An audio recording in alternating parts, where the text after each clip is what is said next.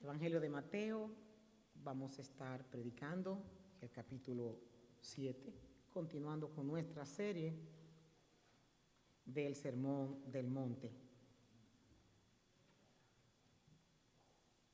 Mateo capítulo 7. ¿Qué versículo nos toca hoy? Oscar es vivo, lo que pasa es que desde temprano sabía que ese era. Capítulo 7, vamos a leer versículo 13 y versículo 14. Entrad por la puerta estrecha, porque ancha es la puerta y espacioso el camino que lleva a la perdición, y muchos son los que entran por ella, porque estrecha es la puerta y angosto el camino que lleva a la vida, y pocos son los que la hallan. Vamos a orar.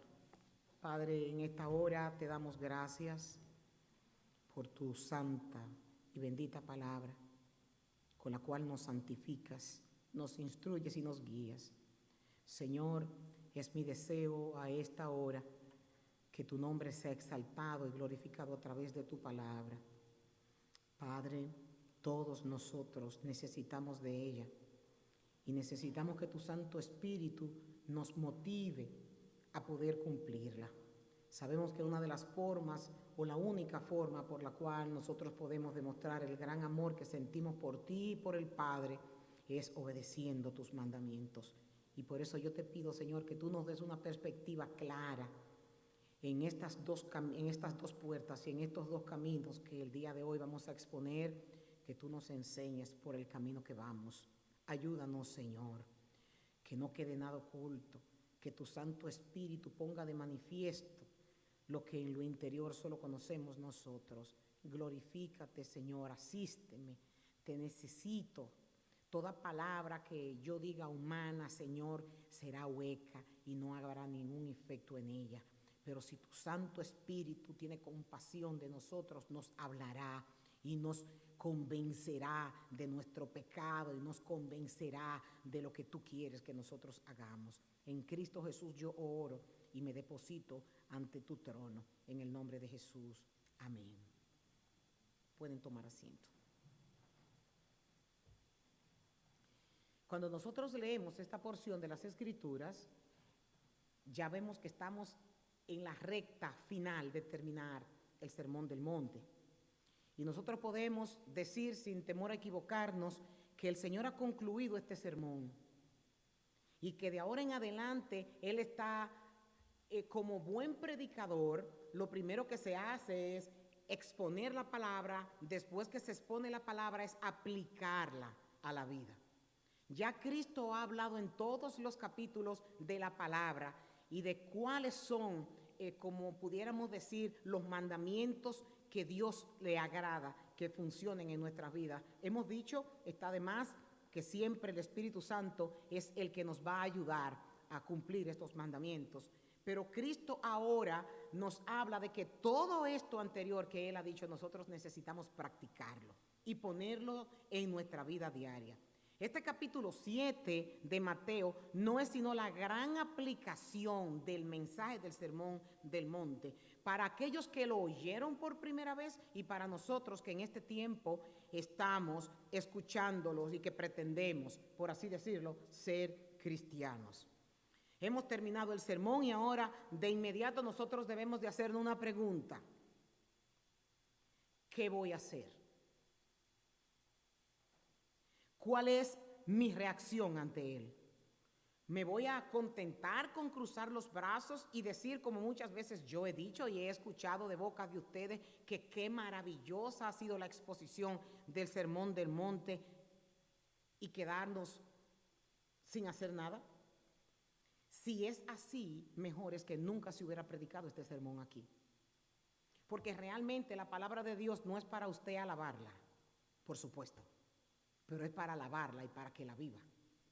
No es para usted salir de la iglesia diciendo, wow, Dios se glorificó el día de hoy, y volver a la vida cotidiana haciendo lo que hace todos los días y que esto no le haya impactado. Realmente los predicadores después de la Reforma han dicho que en la iglesia que se predique el Sermón del Monte definitivamente tiene que haber un avivamiento. No ese avivamiento que nosotros creemos que es el de saltar, el de brincar y que estamos contentos porque las alabanzas son buenas. Eso no es avivamiento. Eso es darle alegría al corazón. Eso es darle alegría al cuerpo. Nosotros somos caribeños y cuando escuchamos que tocan una tambora, que tocan un instrumento que identifican nuestra patria, sentimos ese gozo, porque estamos ligados con lo cultural, estamos ligados y salimos contentos, pero salimos vacíos. Lo único que nos fuimos fue con qué buenas estuvieron las alabanzas. Y a veces yo, cuando escucho que alaban tanto, que qué bueno estuvieron las alabanzas, estoy como esperando ver, y qué bueno nos habló Dios hoy, nos dijo. Y me dijo a mí específicamente lo que yo tengo que hacer para cambiar mi vida. Cristo no quiere alabanzas de su predicación, Cristo quiere práctica de ella. Cristo nos habla de dos caminos, de dos puertas, y en otros pasajes nos habla de árboles que dan frutos buenos y que dan frutos malos, y nos habla de dos constructores. Hace muchas metáforas de dos caminos, de dos puertas o de dos circunstancias que están separadas. Pero esto no es nuevo. En el Antiguo Testamento nosotros vemos que Dios también, desde que creó el hombre, lo primero que salió por su boca fue poner dos caminos en Adán.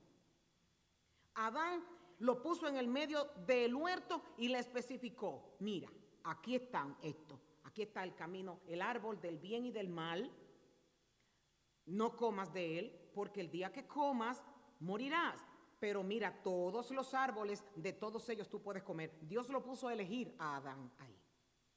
Vemos en Deuteronomio que Moisés también en el capítulo 30, cuando casi está a punto de irse, de morir y de dejar el pueblo en las manos de Josué, en el versículo 15, después de dar las leyes de Dios, le dice: mira, yo hoy he puesto de ti el bien, la vida y el bien, o la muerte y el mal. Dos caminos más hay aquí que se están poniendo para decidir. En capítulo 11 de Deuteronomio, en el versículo 26, hoy he puesto, pongo delante de ustedes la bendición o la maldición. Dios le está dando una elección al hombre. Hemos predicado en miles de veces, si estoy exagerando, el Señor que me perdone, pero en muchas ocasiones hemos predicado que toda la obra de salvación depende de Dios. Que nosotros no aportamos nada para ser salvos. Pero hay una acción que Dios le deja al hombre. La acción de la obediencia. Es una acción que lo vemos en esto: dos puertas, dos caminos, puerta estrecha, puerta ancha. Entonces, si Dios nos llevara colgado de la mano, desde que nosotros levantamos la mano y dijimos que aceptamos a Cristo como nuestro Salvador, entonces diríamos: no tenemos ningún problema. Él nos va a agarrar de la mano y nos va a llevar por el camino estrecho. No. Él sí murió por nosotros en la cruz del Calvario. Pero en estos sermones, en estos 3 capítulos que hemos leído del Sermón del Monte, Él nos ha hablado de condiciones que debe tener un salvo. Y que si nosotros no tenemos esa condición, debemos de llorarle al Señor. Dicen en hebreo, en el griego, una expresión como si tú estuvieras en agonía pidiéndole a Dios que te ayude a poder tener eso que por tu propia fuerza tú no puedes. Entonces usted dirá: dígame, pastora, ¿por qué Dios nos pone en esta encrucijada de que tenemos que elegir? Dios te equipara, Dios te capacita y te dice que cuando tú necesites la ayuda, Él te la va a dar. Pero es tu responsabilidad el pedir esa ayuda y el determinar por ti mismo. Cuando a ti te revelan la ley, ¿qué hizo la ley? El hombre no sabía cuando pecaba. Después que Dios puso la ley, es como si tú te estuvieras mirando en un espejo y te vieras tu cara toda sucia. La ley permitió que tú pudieras ver tu pecado. Como el apóstol Pablo dice que la ley fue dada para esto, para nosotros conocer cuando infringimos los mandamientos de Dios. Vemos Jeremías también habla de dos caminos. He aquí yo pongo delante de ustedes el camino de la vida y el camino de la muerte. Jeremías 21:8. Ahora, la pregunta, él pregunta, ¿por cuál de las puertas tú vas a entrar? Esto es lo que Cristo pregunta, ¿cuál? Yo te estoy presentando que hay dos puertas y yo sé que hay una puerta estrecha, una puerta angosta, que muy pocos van a entrar por ella. Pero hay una puerta ancha que son muchos los que van a entrar por esa puerta. Entonces, una de las cosas que yo quiero que repetirles, porque en la repetición está la memorización, es que Cristo está hablando con creyentes. Cuando Cristo habla de esas dos puertas es porque los creyentes están camino a dos puertas, una estrecha y una ancha.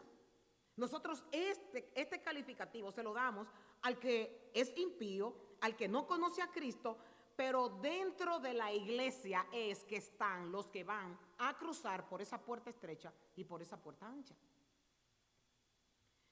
Nos habla de que es una minoría, dice el Señor Jesucristo, que estará entrando por una puerta estrecha y por una senda angosta. Y Él nos amonesta a hacer la diferencia de la gran mayoría que va por esa puerta ancha. En Lucas, por ejemplo, en el capítulo 13, el versículo 24, Él dice, muchos tratarán de entrar y no podrán. ¿De qué nos está hablando el Señor? El Señor nos está hablando de personas que van por la puerta estrecha, de personas que van por la puerta ancha y de personas que se creen que van por la puerta estrecha y que van a tratar de entrar. Lamentablemente, el pecado ha hecho que el hombre crea que todos los caminos son buenos. Y Salomón lo dijo sabiamente en el capítulo 16 de Proverbios, en el versículo 2, cuando él dice que los hombres todos tienen muchos caminos ante sus propios ojos y creen que todos son buenos. El hombre cree que lo que hace desenfrenadamente está bien y que no importa lo que se haga, como quiera, va a entrar por esa puerta estrecha. Isaías en el capítulo 53, en el verso 6, dice que el hombre siempre ha estado buscando su propio camino. El camino que cree que le va bien. El camino que le acomoda. No el camino que se sujeta, sino el camino que a él le gusta.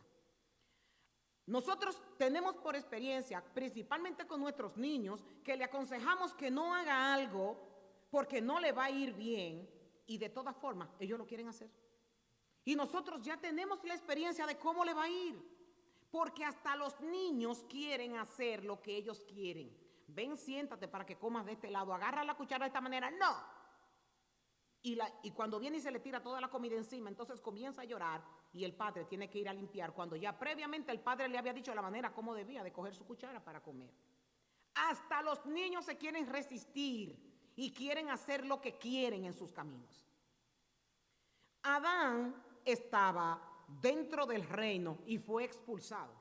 Nosotros estamos en una condición ahora que estamos fuera y nos están invitando a que entremos donde Adán estaba. Adán salió y ahora nosotros vamos a entrar por esa puerta que fue cerrada con querubines. Entrad por la puerta estrecha. Ahora, ¿qué define una puerta estrecha? En Juan 14:4 Él les dice a los discípulos que Él se iba, pero que Él le iba a trazar una senda para que lo sigan. En este sermón del monte a nosotros, sin Cristo haber estado presencialmente con nosotros, nos está dando una senda. No una senda de salvación, porque nosotros cumplir el sermón del monte no es que nos salva. Es que el sermón del monte tiene que cumplirse en la vida de nosotros para ser salvos. Definitivamente. Él les dijo también en ese mismo capítulo de Juan 14:6 que Él era la puerta. Después de decir esto, Él dice, entren, decidan hoy lo que ustedes van a hacer con su vida. Entren. En Isaías 35, en el versículo 8, Isaías dice que iba a haber una calzada y en esa calzada se iba a llamar camino sagrado. Los que no entren purificados no podrán pasar por él y los necios no andarán en él. Hay otra versión que es un poco más clara que dice, un gran camino atravesará esa tierra, antes vacía, se le dará el nombre de carretera de santidad, dice Isaías en el capítulo 35 en el verso 8. Isaías está describiendo un camino por el donde se tiene que ir. Él dice que se llama carretera de santidad. Los de mente malvada nunca viajarán por ella y serán solamente para quienes anden por el camino de Dios, y los necios nunca van a andar por ella. Isaías nos está hablando aquí de dos puertas también. Y nos está hablando de un camino, y que el camino en letra mayúscula, lo dicen las escrituras, se llama camino de santidad. Y que los necios no entrarán por ahí. Sin embargo, hay algunos que creen que pueden usar atajos para entrar por esa puerta estrecha. Muchos intentarán entrar por rutas alternas hacia Dios. No importa, Dios se puede servir de cualquier manera. Dios es lo único que conoce el corazón de nosotros. No nos tenemos que congregar con que yo esté en mi casa. Dios conoce mi corazón, Él sabe cuánto lo amo. Yo no voy a la iglesia. En la iglesia lo que hay es muchos hipócritas. Eso es una manera de tú decir que tú le sirvas al Señor, cuando tú estás violando un mandamiento que dice que tú tienes que congregarte con los santos. Hay un sinnúmero de cosas que yo le digo la religión de Caín, que es que tú quieres servir como tú quieres a Dios, cuando hay reglas establecidas de cómo debe dirigirse una iglesia aquí en la tierra. Y más adelante vamos a ver todas las cosas que pasaron en los tiempos de Pablo, que todavía siguen sucediendo ahora. Muchos intentarán encontrar rutas alternas, tratarán de llegar a través de reglas, de regulaciones de hombres, de falsas doctrinas, de falsas religiones, y a través de sus propios esfuerzos. No, porque yo hago esto, porque yo hago el otro. No es una salvación que Cristo la compró en la cruz del Calvario, sino esto es como una predicación solamente, el hablar de estas puertas de atajo que la gente, o estos caminos de atajo que la gente quiere pasar sin pagar el precio del discipulado de Cristo. Muchos intentarán encontrar esta ruta y fracasarán. Ahora, el costo de nosotros entrar por la puerta estrecha lo tenemos por el mismo Señor.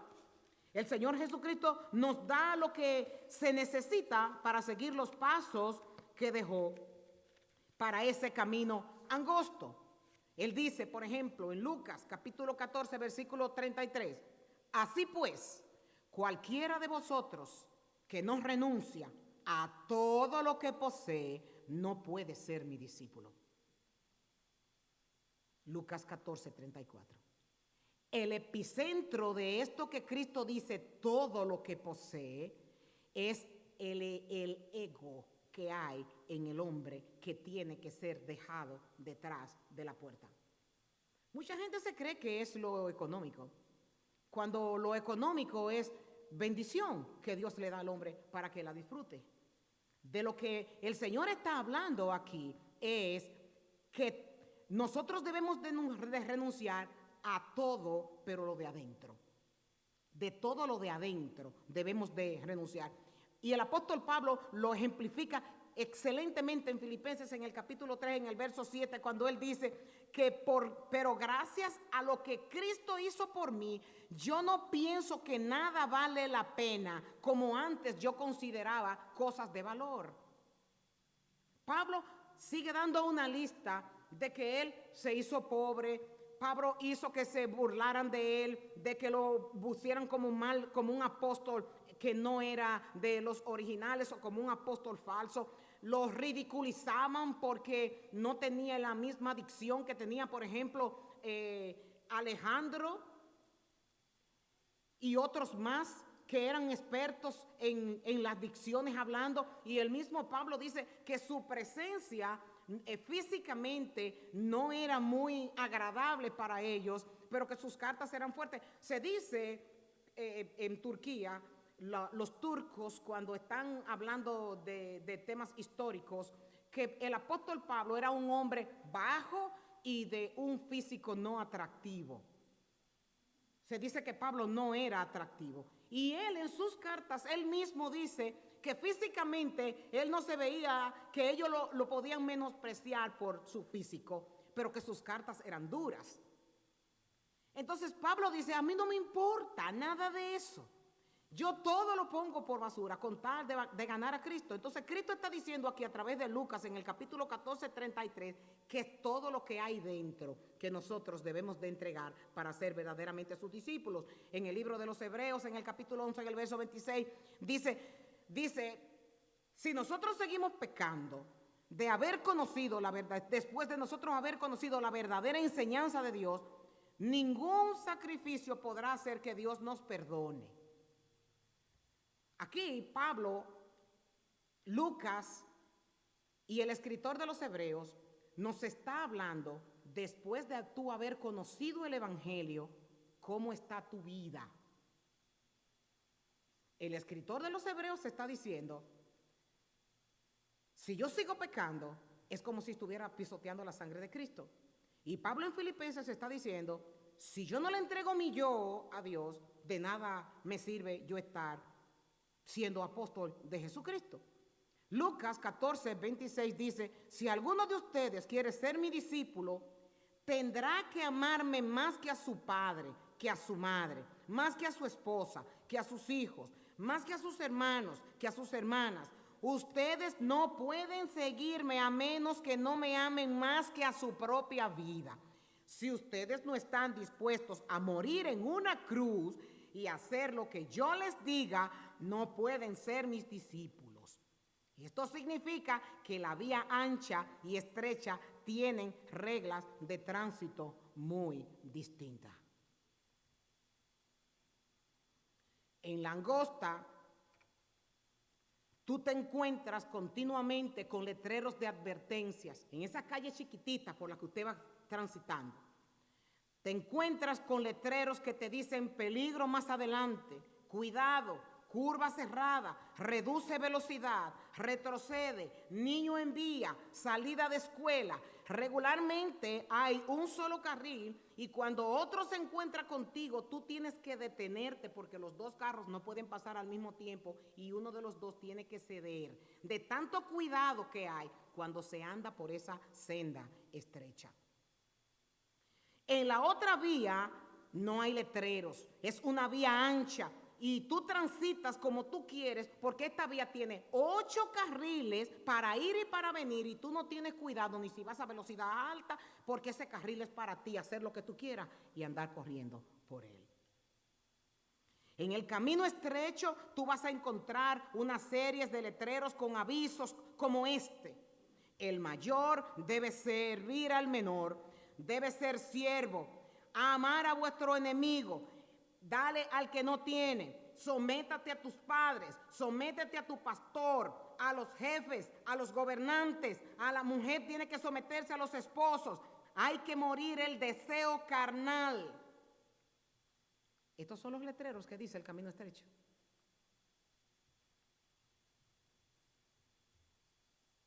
En el otro camino no hay reglas de juego. Los conductores de la vía van en una red ancha, son tan egocéntricos y son tan egoístas que cuando una persona de la vía ancha tiene un accidente, tienen que venir los de la vía estrecha para poder socorrerlo, porque ellos lo que están pendientes solo es a ellos.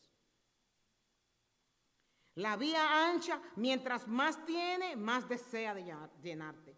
Pero mientras más tienes, sigues sediento porque sigues vacío. El Hijo de Dios ha venido del cielo a la tierra para fundar y establecer un nuevo reino, que es el reino de Dios. Él vino a dar instrucciones detalladas respecto a cómo hay que dar limosna, cómo hay que orar, cómo hay que ayunar. Y finalmente se ocupa de toda nuestra actitud hacia la vida en este mundo y de nuestra actitud hacia los demás con relación al juicio. Ahora, el problema que nosotros tenemos en este tiempo es que el evangelio que se está predicando no es el evangelio real de Cristo. Es por eso que nosotros debemos de tener mucho cuidado qué escuchamos, a dónde visitamos, qué evangelio estamos escuchando. Porque hay un evangelio que nos predica la senda ancha. Y es el evangelio que más agrada. El evangelio en donde te dicen, esto no se puede hacer. La Biblia dice, y no estoy hablando de legalismo, ni tampoco estoy hablando de inventos que la iglesia como doctrina tiene. No, la doctrina de esta iglesia es la doctrina bíblica. Y si la Biblia dice que no se puede hacer esto, esa es la doctrina de la iglesia. Pero hay muchas personas que lo que les gusta es ir a iglesias en donde sean sendas anchas. Iglesias que no duren mucho tiempo, que la predicación tiene que ser animada, que la adoración tiene que ser muy buena, si no, no voy, porque andan detrás de sus deleites y no detrás de la palabra no adulterada. Este fue un gran problema que no solo es en nuestro tiempo, sino que también surgió en los tiempos del apóstol Pablo. Vemos en 1 Corintios, en el capítulo 15, en el versículo 1, ahora hermanos, quiero que se acuerden del evangelio que yo les he predicado. Hay un problema en la iglesia de Corintios y Pablo le está acordando a ellos que se acuerden del evangelio que él predicó. Y él les dice que este es el evangelio que ellos aceptaron y en el cual ustedes están firmes. También por medio de este evangelio se salvarán si se mantienen firmes en él, tal como yo se los anuncié. De lo contrario, ustedes han creído en vano. Pablo está hablando con la iglesia. Pablo está hablando con una iglesia que quiere modificar el evangelio que él había predicado al principio. Y él sigue diciendo en el versículo 3, porque yo os entregué en primer lugar lo que yo recibí. Y él dice que Cristo murió por nuestros pecados. Eso es él diciéndole a ellos, a los corintios, que Cristo murió por nuestros pecados, conforme a las Escrituras, que fue sepultado y que resucitó al tercer día, conforme a las Escrituras. Ese es el evangelio de Jesucristo. Y Pablo le está diciendo esto a ellos porque la iglesia se estaba yendo por otro rumbo. Ese es el mensaje que no se predica. El mensaje atractivo es el que cuando usted venga triste de su casa y venga a la iglesia a buscar un refrigerio. Y venga a la iglesia a escuchar palabras que si tú tienes problemas con el esposo, por supuesto que Dios te puede ayudar. Pero esto es lo que tú buscas, que te digan que se te va a resolver tu problema. Porque lo tuyo es que te hablen de lo terrenal, de lo que está pasando en un momento. Cuando las Escrituras dicen que la predicación del evangelio debe ser convencer al hombre de pecado para que se arrepienta. No poner cosas bonitas para que la iglesia sea atractiva. Es hablar de tu condición interna para que te arrepientas una y mil veces, para que te arrepientas, que te tires al suelo, que le pidas perdón al Señor y que tú comiences a ver de qué manera te volteas y te pones de nuevo en el carril de la senda que lleva a la senda estrecha, valga la redundancia. En 2 Corintios él sigue diciendo en el capítulo 2, verso 17, pues no somos como muchos. Escuchen bien, cuando nosotros hablamos ahora del evangelio de la prosperidad, el evangelio de la prosperidad comenzó en Corintios. Dice, no, yo no soy como muchos que comercian con la palabra de Dios, sino que con sinceridad, como de parte de Dios y delante de Dios, yo les hablo de Cristo. Pablo está diciendo, yo soy un hombre que les he dicho desde el principio cuál es el camino de la senda estrecha. Yo no negocio con la palabra del Señor, como hay muchos que lo están haciendo por ahí, negociando con su palabra. Las iglesias se sientan para ver cuáles estrategias van a tener para que haya más gente, para que haya más gente. En mi pastorado, mi responsabilidad es que aunque ustedes sean 5, ustedes conozcan la verdad del evangelio. Que ustedes conozcan qué es lo que Dios demanda de ustedes. Que ustedes conozcan cuáles son sus mandamientos de los que se tienen que arrepentir y de cambiar su vida de pecado por una vida de santidad. Aunque hayan 4. Porque si el Señor Jesucristo vino para enseñarle a 12, ¿qué tan grande yo tengo que ser para decir que necesito más de 12? Si Él fue el mayor de todos. ¿Qué tan grande yo tengo que ser para salir a demostrar?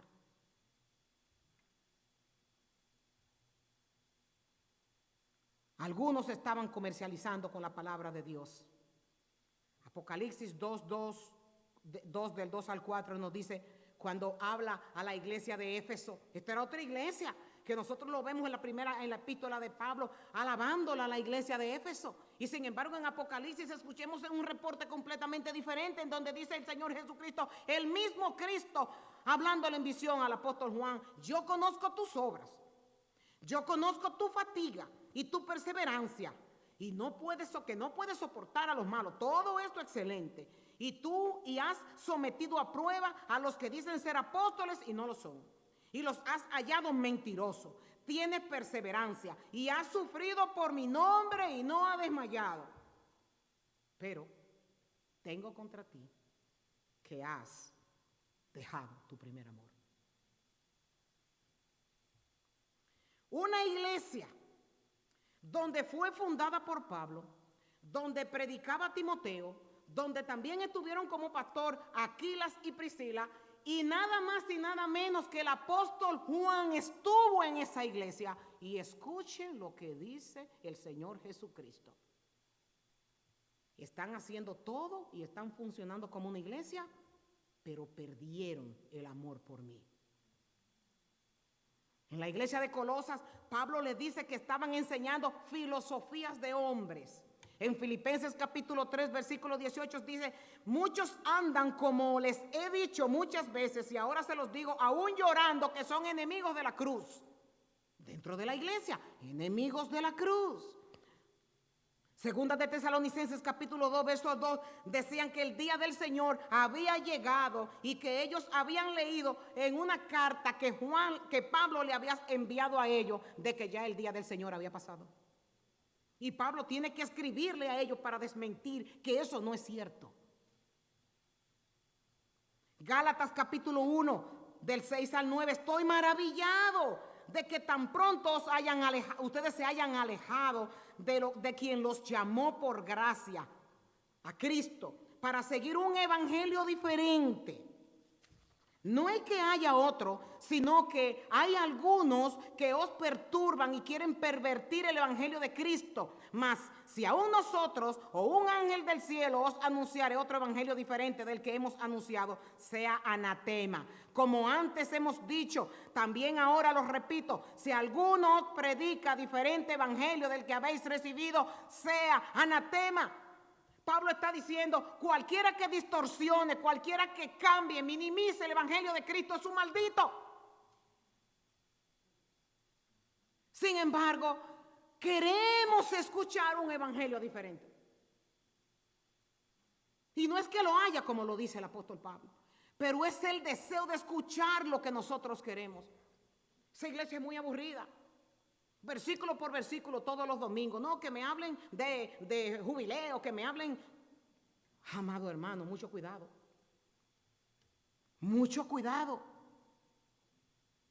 Y Pablo, indignado por cómo se estaba comportando la iglesia de Galacia, él les dice, yo no busco la aprobación de los hombres, sino la aprobación de Dios. Yo no busco quedar bien con los hombres.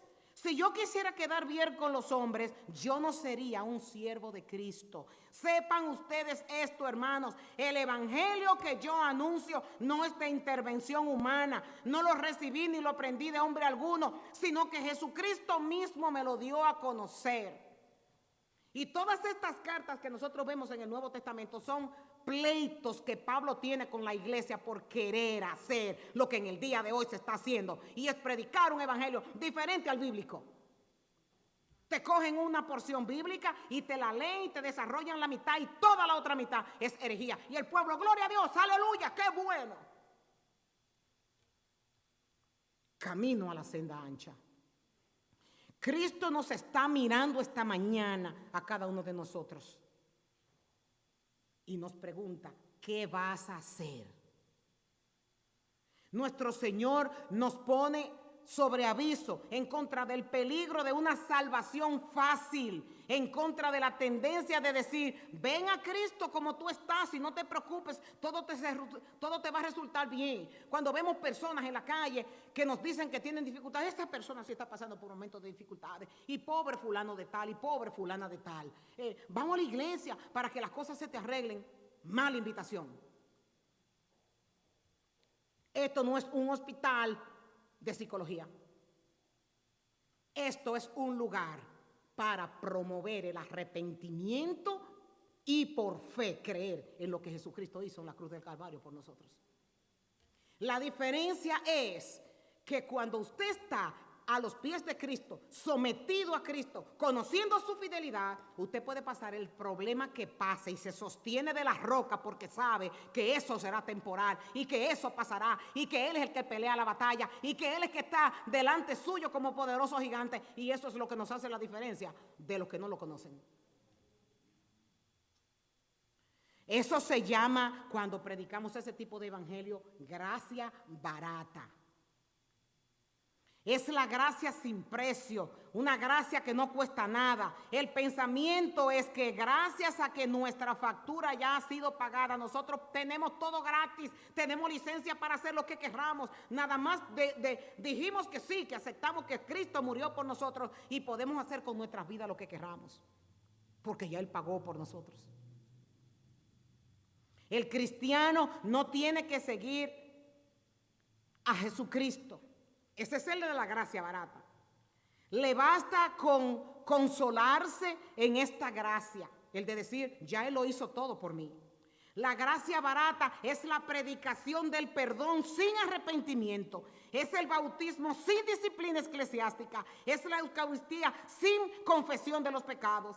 La gracia barata es la gracia sin el seguimiento a Cristo, sin el seguimiento a la cruz. Y la gracia barata es el no seguir a Cristo con todas lo que implica el ser su discípulo. Lamentablemente, el Evangelio nos dice desde el comienzo que va a ser difícil.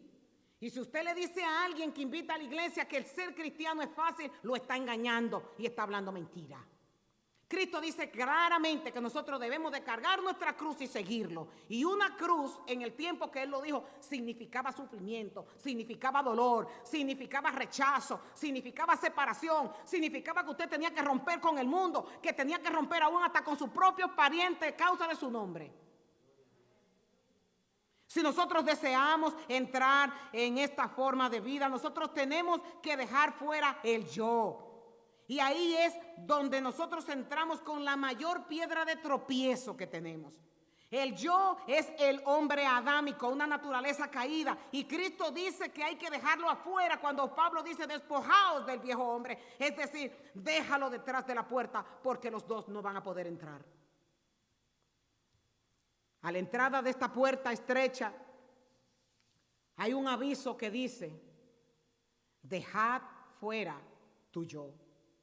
¿Cómo nosotros podemos bendecir a los que nos maldicen y orar por los que se aprovechan de nosotros, a no ser que nosotros hayamos enterrado el yo? ¿Cómo nosotros podemos amar a nuestros enemigos y seguir a nuestro Señor y ser hijo de nuestro Padre que está en los cielos, si siempre nosotros no confesamos y cuidamos el yo y nos despreocupamos de él? El seguir a Cristo es una vida de humillación. Si alguno quiere venir en pos de mí, ¿qué sucede? Niéguese a sí mismo, que es siempre lo primero. Tome su cruz y sígame. Es estrecho y difícil el entrar por ella, y nosotros debemos de estar dispuestos a sufrir persecución. Hay que estar dispuestos a ser malentendidos. Incluso dispuesto a que lo que más nosotros queremos, los seres que más amamos, nuestros familiares, los que estén más cercanos a nosotros, nos maltraten y nos malentiendan. Cristo nos dijo que no había venido a traer la paz, sino a traer espada. Una espada que quizás divida a la madre de la hija, al padre del hijo y a los de su propia casa, que de uno quizás sean los enemigos mayores. ¿Por qué? Porque se ha efectuado una separación. Se ha separado uno de la familia al entrar por esta puerta estrecha que no nos admite familias, sino que es uno solo el que va a entrar. ¿Qué es lo que hace una persona después de andar por la senda estrecha y vuelve de nuevo a la senda ancha? Hay consecuencias que se pagan después de ello. Ejemplo de eso lo tenemos con David y lo tenemos también con Salomón. Me canso, estoy aburrido, no importa que me coja una vacacioncita para hacer esto o para hacer el otro. No hay problemas, Dios me entiende, Él sabe que yo tengo necesidad de esto. Y por ahí el enemigo silenciosamente va mirando cómo nos estamos desprendiendo de la fuente, que es la que nos da la energía de estar pegados de la roca. La Biblia nos ilustra la puerta como un lugar donde habrá alguien esperándonos. La Biblia nos ilustra que esa puerta solamente es manejada por Dios. Ahí nosotros no tenemos llave, ahí nosotros no tenemos amigos, ahí nosotros no tenemos compañeros, solo tú y yo vamos a estar delante de una de esas dos puertas. Vemos en Génesis en el capítulo 7, en el verso 16, cuando Noé entró al arca, dice que no fue Noé que cerró el arca, Dios la cerró. Y dices que después que todos entraron y el Señor cerró la puerta detrás de Noé. Lucas 13:25 habla de un dueño de casa que se levanta y cierra la puerta, y estando fuera, tú vas a comenzar a llamar a la puerta diciendo: Señor, Señor, ábrenos. Y Él responderá y dice: no sé de dónde son. En Mateo 25, del verso 10 al 11, nosotros vemos la historia de 5 vírgenes insensatas que a la puerta de su Señor con desesperación les decían: Señor, Señor, ábrenos. Y de adentro les respondieron que era demasiado tarde, que no le podían abrir. El consejo que Cristo nos está dando en esta tarde es que entremos por esa puerta estrecha al costo que sea. Y Él dice: ven a este camino angosto en el que tú me encontrarás a mí caminando delante de ti. Lo único que Dios nos manda aquí no es que peleemos para entrar por esa puerta. Es que con una actitud de humillación comencemos a pelear con todas estas cosas que estamos cargados. Siendo la puerta estrecha, tenemos tanto equipaje que no vamos a poder entrar. Usted ve esas puertas en donde usted tiene que entrar un niño porque usted no puede entrar. Si tú no tiras todos tus equipajes, esa puerta será tan angosta que no podrás entrar por todas las cargas que tienes encima. Pero el Señor nos dice a esta hora que si nosotros nos postramos delante de Él en humillación y diciéndole que no podemos hacer nada, pero sí reconocemos nuestra maldad, Él dice: no te preocupes, yo te sostendré de la mano y tú estarás entrando conmigo a esa puerta estrecha. Vamos a orarle al Señor y vamos a pedirle al Todopoderoso que nos ayude. Sabemos que es difícil, pero Dios nos ha prometido que nos ayudará.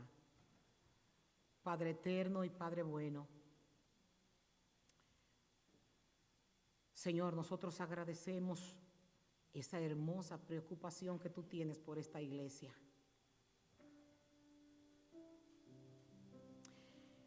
Y si nosotros analizamos la historia de todos los hombres que se levantaron para predicar sana doctrina, Señor, vemos que los finales de sus vidas siempre fueron o muerte,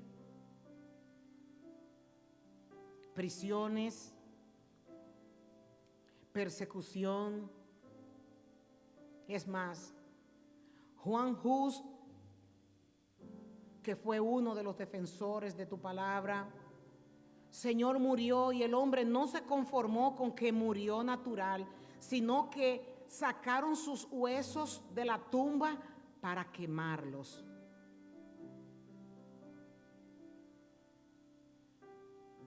Yo sé, Señor, que muchas veces cuando estamos enfrente de gigantes nos llenamos de temores porque nuestra misma naturaleza nos hace pensar que estamos solos. Pero yo te pido por los méritos de Cristo, Señor, que tú incrementes nuestra fe y nos ayude a saber que esta guerra no la estamos peleando sola, sino que tú estás a nuestro lado. Que tu Santo Espíritu, Señor, nos confronte y nos muestre todas esas áreas que debemos dejarlas atrás. Todos los que estamos aquí, Señor,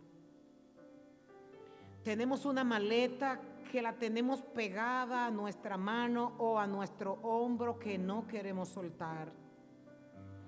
Y yo te ruego por tus grandes méritos, por tu sacrificio en la cruz, que es la muestra de amor más grande de la historia, que tú nos ayudes, Señor, a soltarlas. Queremos entrar, Señor, por esa puerta. Tú nos estás invitando, si no estuviéramos hablando de ella. Como también nos estás advirtiendo que hay muchos que van por esas vías rápidas y anchas. Ayúdanos, Señor. Padre Celestial,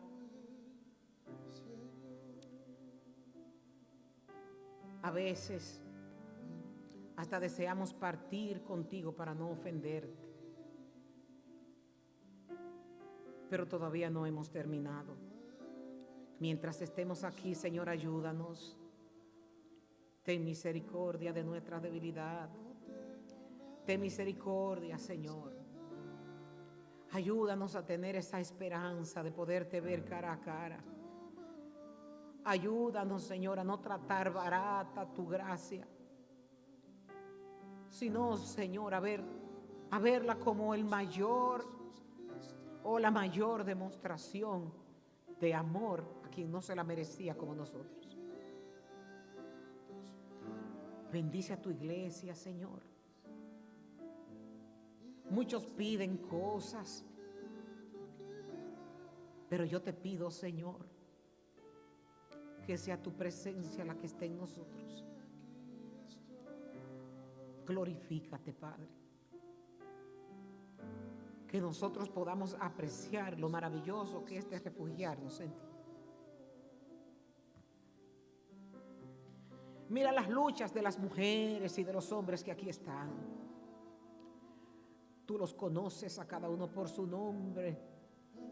Tú conoces sus pensamientos, conoces sus guerras. Y yo te pido, mi Señor, que una vez más obres a nuestro favor. Clamamos, Señor, con angustia delante de ti. Ayúdanos a caminar por esa senda de santidad que describe Isaías. Y permítenos, Señor, tener vidas que te agraden para tu gloria. Bendice esta congregación. Que la paz de Cristo, que sobrepasa todo entendimiento, esté en medio de nosotros. Mira aquel, Señor, que está en este lugar sin ti y que ha venido a buscar el refugio en ti en medio de sus dificultades. Que la palabra que ha necesitado, Señor, para buscarte de todo corazón, tu Santo Espíritu la haya tatuado en él. Para gloria tuya, Señor, yo te lo pido. En el nombre de Jesús. Amén y amén. Dios les bendiga, mis amados hermanos.